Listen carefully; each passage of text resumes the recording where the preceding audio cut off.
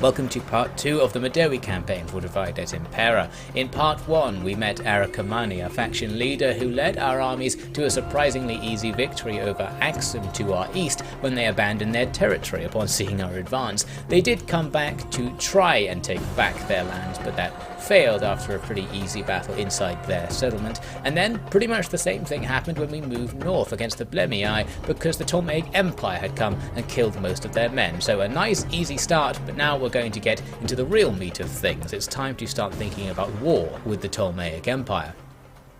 We're a couple of turns on from the last part, having dealt with public order problems by distracting the population with sufficient numbers of wrestling pits or something like that, and now we are indeed thinking about making an attack, moving our army up to the border with the Ptolemaics and investigating their diplomacy once again as a reminder of who exactly it is they're allied to, because if we just attack them we might end up at war with all of these people, and that may or may not be a problem. I'm leaning though on the side that it won't be. Despite that, I'm going to try and make them attack me, because that at least means their defensive allies won't join the fight, of which I think it was just Sparta. So basically I'm going to try and provoke them. I move over the border and start raiding their territory, which has the side benefit of reducing my own upkeep. I've also been scouting out the positions of all of their settlements and getting an idea of how many armies they have. We've seen like 2 or 3 stacks basically moving around, but there's nothing near us. Now, long story short, after a few turns of advancing in raiding stance and just seeing nothing from the Egyptians, I decided to just go right for it and just declare war. That means they can call in all of their allies and vassals etc. into this, and they've actually moved their defensive alliance with Sparta up to a military alliance, so my plan wasn't going to work anyway as it turns out. So might as well get things going. We declare war, all of their partners are going to join them in this fight, so we're now at war with a handful of people, but we're basically going to conduct business as if we're just at war with the Egyptians and hope that no one else bothers to show up. So the first battle is going to be pretty easy. We'll just auto-resolve Diopolis, their first settlement here, with a small garrison. Now at Diopolis, I realise we are going to need to have a second army, because we're going to have constant public order problems, the Egyptians will probably rebel, and of course the enemy might come and attack it from a different direction, because there are 2 routes north, both on the west and east side of the Nile. So I was looking over the characters to decide who it should be to lead our new force, and this guy seemed to be perfect. Ozalkes, I guess his name may be pronounced if you want to assume it's a Greek-style name. He is anxious, so perhaps not the sort of person who would try to take power from Arrakkamani. However, he has a military education, suggesting he may be effective as an officer, in particular as a non-supreme officer, the perfect underling for King Arrakkamani, who's not going to betray him but should get the job done. That's the thinking. We'll leave him here at Diopolis to start recruiting forces, while Arrakkamani is going to take his army up to the border to investigate attacking the next settlement of Memphis. We see though that the Egyptians have sent some forces down in our direction. Only a small army, and now surely it's going to see that we've got this big army fortified on the border and run away, and indeed that is exactly what it does here, running back to the settlement. Now it would be nice to try and fight some of the Egyptians out in the field, because attacking them in a settlement will be hard because the Egyptians are based around pike phalanxes. What we don't want are fights where there are lots of choke points on the map. We want a big open field, like out in the middle of the desert if possible. Strangely though, what they've done is move 1 and a bit armies down near me and put them in forts, perhaps hoping I'll attack the forts so they can give themselves those choke points.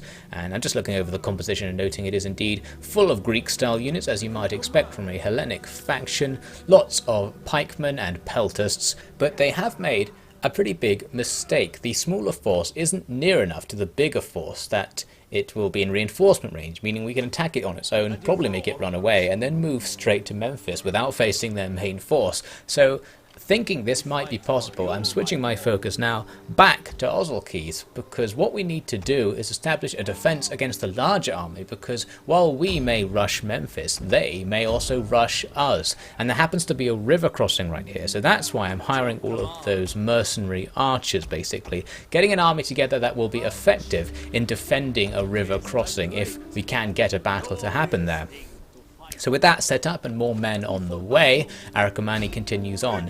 Indeed, the smaller Egyptian army just runs off into the desert rather than face us, but we can't hit Memphis right now. That was disappointing. We don't quite have the movement range. What I'm going to do instead is just move up the road so we can definitely get there next time and fortify our position. So hopefully the fort will give us an advantage if the Egyptians attack us in that situation.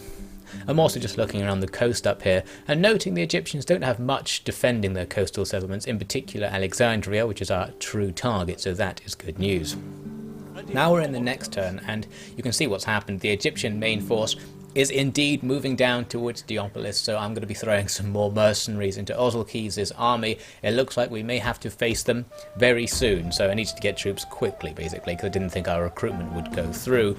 But while that's happening, Arrakkamani up north can of course go and storm Memphis. I had thought that smaller army might come back and go inside the settlement to defend it, but it didn't for whatever reason.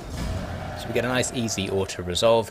I also noted that a lot of the settlements around Egypt have liberation options. I think Diopolis had one as well. There are lots of Egyptian sub-factions who want to be free of the empire, but they're just going to have to be in our empire instead. Now the capture of that settlement does reveal that there is another Egyptian army coming from the west. We may have to just face them in the settlement. I'm going to be using my spy to keep an eye on Alexandria though, because we don't really care about Memphis. We can just leave it if there is a way for us to rush and take Alexandria instead. Also noting that I can't replenish my forces here, and that's probably because of the population mechanics. I think there probably aren't enough people who support our culture basically that we can recruit from. So technically everyone counts as foreigners, which is a separate pool in your population which you can't recruit from to form your core army, but that may change over time. So we're going to end the turn and see what happens. We notice a rebellion appearing just off to the east of Diopolis there, so we'll have to face that. But first we have to face an apparently not too difficult fight against the Egyptian main forces coming to attack us, and we are going to get the garrison of the town helping us out here. So that's something, although all of the town garrison units are very, very light, and really the same for our main force as well. So the concern here is, can we take down the heavily armoured pikemen? The rest of the army should be vulnerable to our light and medium melee forces, but their heavy pikemen won't be vulnerable to it at all. However, they will be vulnerable to javelin fire and arrow fire because they have tightly packed formations. Not all that vulnerable because they are armoured units, but still, that will be their weakness. The battle map had two crossing points on the river, a higher one and a lower one slightly downhill, and the higher one was not used at all by the enemy, which in many ways was what I wanted for reasons we'll see in a minute. But I had defended both points, so now I'm going to have to readjust my forces to bring everyone down to defend the lower of the points on this little hill. So we've got some Egyptian mercenaries here forming up to stop the enemy's advance. I actually only need 2 of those units because there are some invisible walls on the river that mean the enemy can only actually attack down a very narrow route out of it. But anyway, here's the force we're going to have to stop. Phalangites, a much higher technology unit than what we have on our side. They're armoured and their melee attack range, of course, much greater than ours. So the question is, can we hold them in place long enough to try and exploit the enemy's weakness to ranged fire? As they get close, our archers are going to open up on them, just going to rain arrows on their tightly packed formation, so there's a pretty decent chance of hitting things with these arrows, but the enemy do of course have metal, shields and armour, giving them a decent defence against our arrows. We do have armour piercing shot on some of these archers, which will help, but not all that much. One upside is that the enemy force moves kind of slowly because it's trying to stay in formation even while it's running, so we're going to get lots of arrows off on them. However, if those arrows aren't doing anything, that doesn't matter, and we can't really tell because of the health system in the game. Basically, it takes 3 or 4 arrows to kill even someone with no armour. So armoured troops can take anywhere from something like 10 to infinity arrow hits to bring down. So it really is just a case of firing at them and hoping that it works, which is all we're doing right now as the enemy come in to engage with our front lines. In some cases actually engaging with their swords there, which is good for us because at least we have a chance of fighting back. Now here's the reason why fighting on this lower crossing is useful to us. There's a hill up there from which our archers will have a really good position to just rain arrows on the bulk of the enemy, here focusing on taking out some of their jav-cav, since their javelins will cut holes in our lines that won't be very nice. just wanted to get rid of them first before we started focusing on all of the pikemen, and it kind of works. After a few volleys of arrows, the morale on those Javcav has dropped completely, and we are going to be able to get rid of most of them using this technique, but the enemy are doing decent damage in their push into our front line. I have sort of managed to engage this unit here on the flank. We want to try and stay away from the front of the pike unit, but they are still pretty strong even on their flanks just because they have decent weapons technology, as I said, and they're not all that bad just in terms of general melee stats, although probably inferior to our troops stat-wise. Now, while all this is going on, Ozilkes is actually moving around using the crossing that the enemy ignored to bring his horsemen behind the enemy's army. This is very important because the enemy have lots of long-range troops that were just standing over here and would gradually kill most of our army, but now we can get the cavalry to force these guys into a melee, a pretty easy melee as well. We'll probably defeat them in that melee, and that is going to take the pressure off our front line, which we certainly need because it's about to break anyway. You can see this impenetrable looking enemy formation. They've got pikes everywhere, they're covered in armour.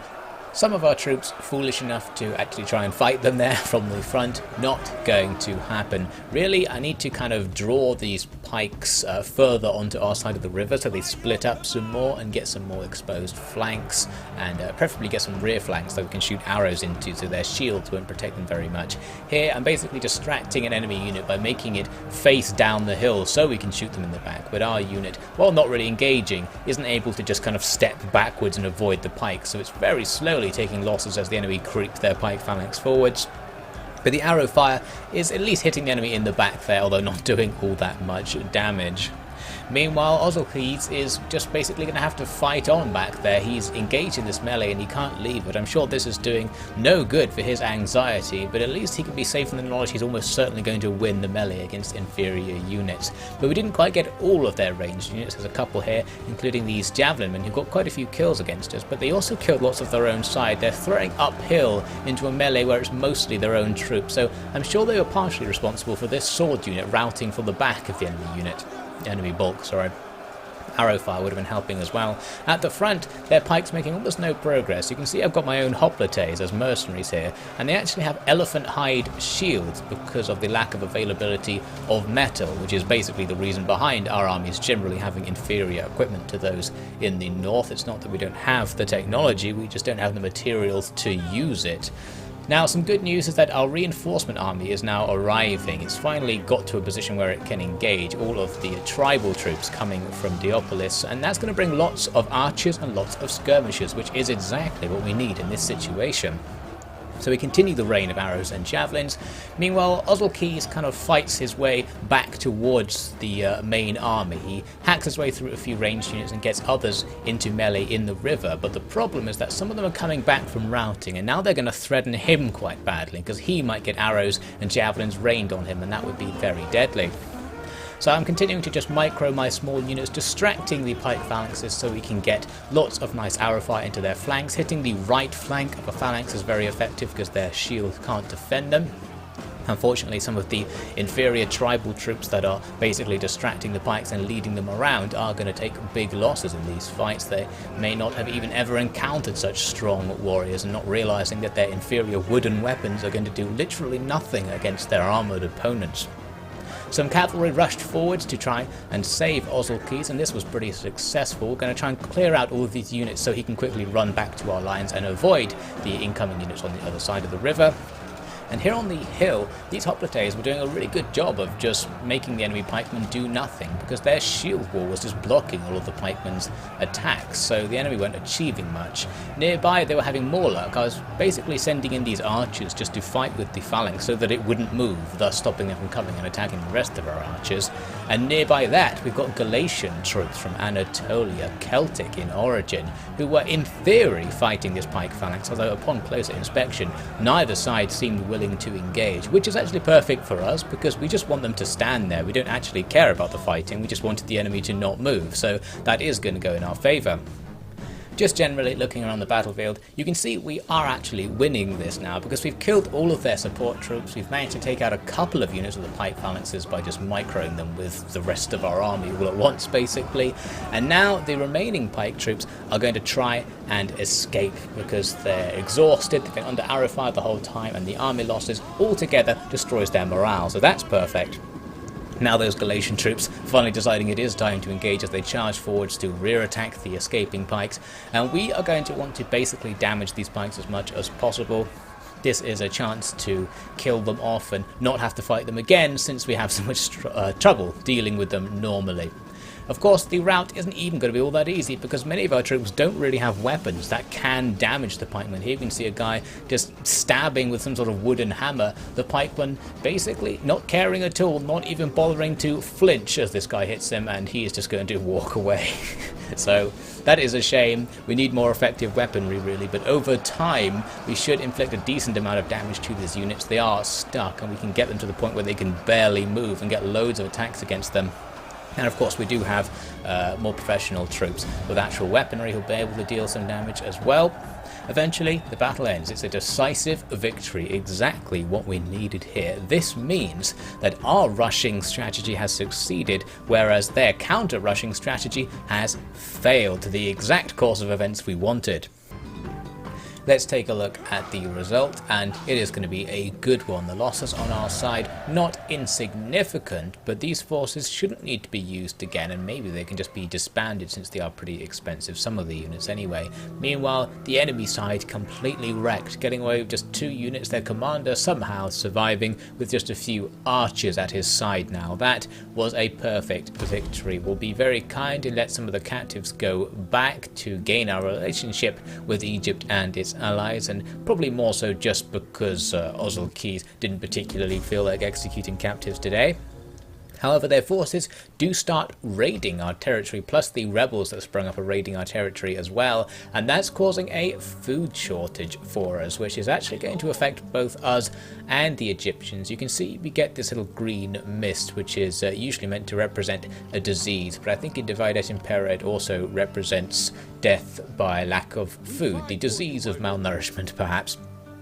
And it's actually affecting everyone nearby. I think basically the food supply in Egyptus as a province has gone below what it needs to support all these armies marching around in it, and now we're in trouble. What I thought I'd try here is moving Arrakkamani into Alexandria's region to raid to see if that would get his food back, but I should have known that wasn't going to work because the Egyptians just off to the west are also suffering from lack of food, so it's clearly not just localized to Memphis's region. Anyway, with that done, we now need to take out the rebels near Diopolis. Easy enough. I could leave them to make the rebel army bigger. That would improve public order and mean it's less time until they rebel again, basically. But right now, I just want to get them off my mind because the Egyptians might come back. We want our forces focused back at that river crossing to make sure they can't get into our territory. So we just quickly dispatch the rebels, no problems there. Next up, I wanted to try and sabotage this army near Alexandria so that it couldn't move. That was my hope. It actually failed, but you can see what I wanted to do because from there they could attack Arrakkamani or go into Alexandria and make my attack not work. Here's the next turn. You can see what they actually did was just move a bit closer to Alexandria, so that wasn't all that bad. It could have gone much worse, and it leaves me with a couple of options. I could just attack the city anyway, which is what I'm going to have a look at first, and the balance bar doesn't look good. We'll have to fight 4 armies, 2 fleets and 2 land armies all coming into one fight, plus of course we need to breach the walls. That realistically means we'd have to lay siege for a bit to get some more siege weapons, and the enemy may just bring their other big armies nearby over to fight me. Realising that wasn't going to be very good, I decided to cancel the siege idea, but when I retreated into this forest, and that gave me another idea. We could use the forest to try and set up an ambush, so I'm looking around using the tooltips to try and see what points in the forest would be best for an ambush. I find a decent one, and we'll go into ambush stance. Now, the objective here isn't necessarily to actually ambush the enemy, because being an ambush stance makes you invisible. So what might happen is the AI will decide my army has gone, basically, and won't try to defend Alexandria. Their armies will go off to do something else, and that will buy me the chance to actually get the siege weapons I need to quickly storm in and, of course, face a smaller army inside just the garrison and the fleet. So that was the plan, but what the Egyptians actually did was go to attack Memphis, including, probably, with the army near Alexandria. But to get to Memphis and to get to the road to Memphis, it had to go right by where I was trying to hide my troops. So as a result, we do spring an ambush. I genuinely didn't expect this ambush to actually cause a battle, but since it has, we might as well take this chance. The enemy army isn't even all that good. It doesn't have all that many heavy troops, which is perfect for an ambush, because of course if we just ambushed a force that we can't defeat in melee, we'd just be running our force in to be killed by it. Instead, we're going to have a pretty good time in this fight, and I'm starting things off paused because it goes so quickly. You can see the enemy army is in marching column, and this is a proper ambush. Our forces are deploying just meters from where the enemy are going to be starting, and of course we're not going to be charging out of these forests to attack them because most of our units can throw javelins, as mentioned last time, so we want to start this fight with a rain of javelins to take out as much infantry as possible. The exception is here at the back of the enemy's column where they have all their ranged units. I'm just going to charge in with swordsmen to start hacking through these really light troops. That'll be a very good time for our men. And the rest of the column just going to be absolutely cut down by javelins. Their elephants just disappearing immediately. That was a priority target that I actually had a unit explicitly throwing at. Everyone else is just on fire at will, throwing javelins everywhere. And the enemy are just running about, unsure what to do. These infantry follow the cavalry and trying to make an attack here, but even there they're still going to be bombarded by javelins. That was a double line there, so the second unit throwing over the top will be doing big damage to them. Their lighter cavalry just failing to hack through our melee infantry. They had a lot of men grouped up in the center. These guys are javelineers themselves, so we were just exchanging javelins with them to start off with. I needed to get them into melee, but basically I was hoping I could just wipe out all those archers back there and then come in with my troops at the back of the column to attack them. Meanwhile, at the front of the column, the enemy's heavier troops aren't so easy to kill, and we're basically just surrounding them and starting a melee, which isn't going to go all that well. However, we have got a pretty good deal with the enemy's general. We've got him attacked by spears from us, so he is going to have a really bad time. The man himself was just there, totally surrounded by our troops. I think he actually escapes in the end because he's incredibly cheeky. The rest of his infantry going to try and escape, but these guys escaping into a rear attack by sword troops, not going to be very good for them at all. We need to take out all these javelins and pelters in the center, and the problem was that these pelters aren't completely useless in melee. You can see here, as I advance my swordsmen in to try and fight with them, the enemy start fighting back pretty fiercely. I guess they need to fight to the death in this situation, but I thought they'd go down a little bit easier, and they actually rout one of my sword units. That was unexpected, doing a lot of damage to us. Perhaps those troops with axes there were particularly effective against us. But soon they're going to be overwhelmed. Basically, we have so much stuff that even if they can take out one of our units, that doesn't matter. We're going to be taking out many of theirs. They start to rout, they're totally surrounded, and they're going to be slaughtered as they shatter.